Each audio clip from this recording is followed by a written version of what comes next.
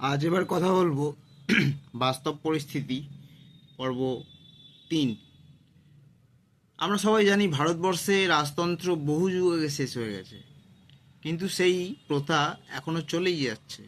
প্রজা, যেমন আমরা সাধারণ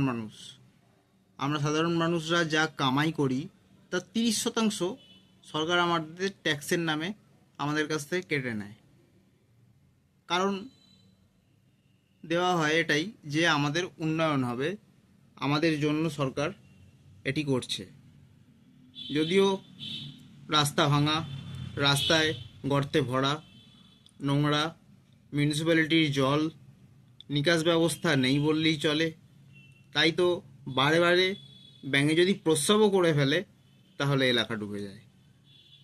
কোনটা ড্রেন আর কোনটা রাস্তা এটা আপনি খুঁজে পাবেন না। এটাই হচ্ছে ভারতবর্ষের আসল রূপ। আচ্ছা, আমরা সাধারণ মানুষ বলে কি জীবনের কোনো মূল্য নেই? পথ দুর্ঘটনায় প্রাণ হারায় প্রায় পরিবারের হাজার খানেক মানুষ গোটা ভারতবর্ষে। তো তাদের জীবনের কি কোনো মূল্য নেই? এই অবস্থাটা কখনো ভেবে দেখেছেন? দিনের পর দিন সরকারি স্কুলগুলো উঠে যাচ্ছে, শিক্ষক নেই, এক প্রকার ক্লাব ঘরে পরিণত হয়েছে সেই সব সেই সমস্ত স্কুলগুলো, যেখানে বাচ্চা ছেলেরা কেউ স্কুলে যেতে চায় না। কারণ জানতে চাইলে উত্তর আসে, কি হবে স্কুলে গিয়ে, চাকরি বাকরি তো নেই। অন্যদিকে প্রাইভেট স্কুলগুলো টাকায় ফেঁপে ফুলে উঠেছে। ছাত্রছাত্রীরা, বাবা মারা তাদের কষ্ট করে উপার্জন করার টাকা তারা এই বিভিন্ন ফাঁদে ফেলে প্রাইভেট স্কুলকে লুটিয়ে দিচ্ছে। এমনকি এমনও নিয়ম বাচ্চাদেরকে স্কুলে ভর্তির জন্য তারা লাগু করছে যে তারা বাবা মায়ের ইনকাম সার্টিফিকেট অবধি চাইছে, না হলে বাচ্চাদের স্কুলে ভর্তি হওয়ার কোনো যোগ্যতা নেই।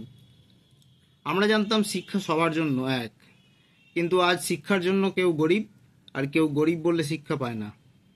ছাত্রছাত্রীদের একটা স্কুল, খেলার মাঠ এসব প্রাপ্য, সরকার টাকা নেয় তার জন্য, কিন্তু আজকে তারা বঞ্চিত এসব থেকে। ভাবুন, ভেবে একবার দেখুন চারপাশে কি চলছে। উত্তর বা দক্ষিণ, সমস্ত দিকেই এই একই অবস্থা। আমাদের উত্তর দেওয়ার একটাই মুখ, সেটা হচ্ছে এই ইলেকশন।